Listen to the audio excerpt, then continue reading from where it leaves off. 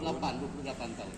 Dari Cimande, kemudian Sumatera Barat, Banten, Garut, Aceh, Madura, Jawa Tengah, sampai terakhir Lombok. Berarti konstruksi kalau kita bayangkan Panji II ini sebagai arsitektur bangunan, jadi tiang-tiangnya lengkap nih ya Pak? Karena bagi saya itu dari perguruan A saya dapat huruf A, dari perguruan ini B, dari perguruan ini C. Setelah terangkum semua saya bikin kalimat sendiri, akhirnya menjadi Panji. Seperti itu.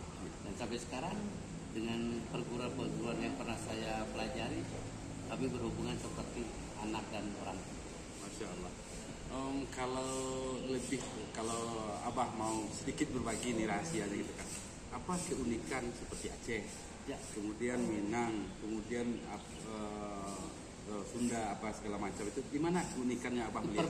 Perbedaan keunikannya. Oke, saya lihat dari utara dulu ya. Kalau Aceh, kita kadang-kadang kalau melawan silat Aceh kita harus hati-hati, karena berbeda dengan silat yang ada di Indonesia yang lain. Biasanya Indonesia silat yang lain untuk lelaki, kalau Aceh kebanyakan untuk perempuan. Hati-hati, susah dikejar. Jadi susah dibacanya nih. Iya, karena kebanyakan dari Cut Nyadin. Cut Nyadin itu silatnya luar biasa. Saya sempat belajar, sampai saya ke dari Sumedang, di dekat makamnya ada saudaranya yang menjaga di sana. Dia dagang makanan kecil, saya belajar di sana. Silat Aceh layaknya untuk perempuan. Kalau susah dilawan. Kalau Minangkabau gimana? Kalau Minangkabau ini sangat luar biasa tentang alam. Dia seperti harimau, dia seperti air, dia seperti angin, dia seperti layaknya batu yang saya baca di. Jadi bisa keras, bisa lunak, lengkap. Itu yang saya pelajari di Silek Harimau dan lain sebagainya di Solo. Jadi guru apa di Solo? Datu Amir. Datu Amir. Almarhum. Dekatnya di pinggir Singkara. Kemudian di Cimande? Cimande saya pernah belajar dulu dengan Pak Haji ya. Maaf saya tidak bisa sebutkan karena dia orang yang tertutup sekali. Saya sempat belajar di awal. Saya belajar di Banten di pesantren dengan waktu itu dengan Dimyati sebagai ajengannya. Saya belajar di anak buah di daerah Ciamat. Banyak sekali saya belajar dari pesantren, dari gunung, dari alam, ada di hutan, ada di petani, dari manapun saya belajar.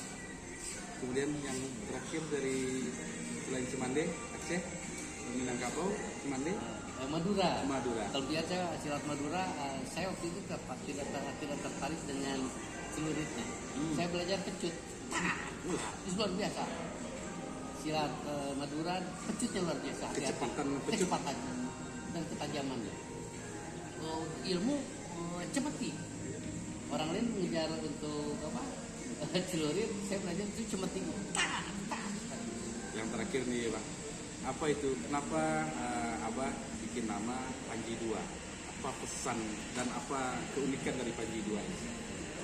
Begini budaya, Panji II ini saya dapatkan secara bukan secara nyata, tapi secara meditasi.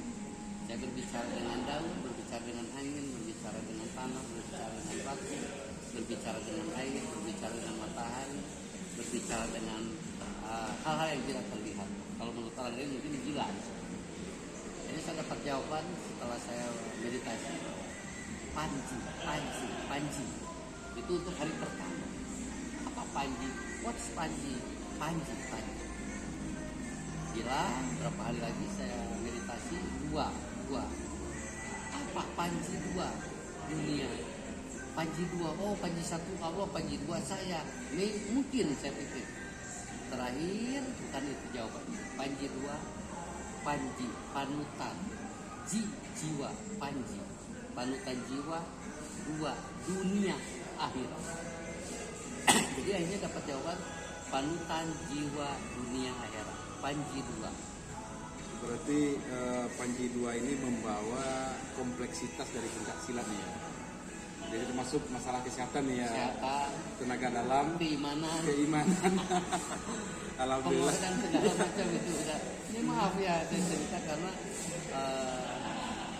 Saya dapat Panji 2, menemukan Panji 2 ini dengan perjuangan. Saya tidak pulang ke rumah 28 tahun. 28 tahun pengembaraannya. Kembar kemana?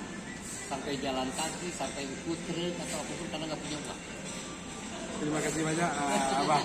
Jadi kita bisa mendokumentasikan beliau ini pendiri Panji Panji 2 2. yang dicoba dikombinasikan dari berbagai aliran pencaksilat di Nusantara. Di antaranya ada Aceh, ada Minangkabau, kemudian ada Cemande, termasuk Madura, Banten, Garut, bla bla sampai Madura, sampai Silat Lombok saya masuk.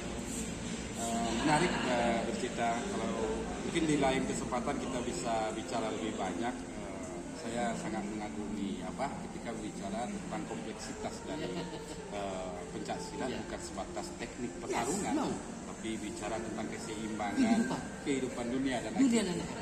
Karena kalau kita berpikiran silat hanya sebatas gerakan, sebatas piala dan piagam, itu sangat naif pola pikirnya, sangat sederhana. Karena di mata saya pencaksilat ibarat kita sekolah, kita beragama, kita belajar pencak, itu adalah pilar kita hidup di dunia untuk nanti menuju akhirat. Terima kasih banyak Pak. Ya, demikian kita berbicara, berdiskusi panjang lebar. Mudah-mudahan kita dapat memetik perjalanan yang luar biasa dari nama lengkap dan gelarnya Pak? Haji Niki Muharam. Haji Niki Muharam, sebuah perjalanan yang menginspirasi, mengangkat kearifan budaya Nusantara dengan segala macam ragamnya. Terima kasih. Assalamualaikum warahmatullahi wabarakatuh.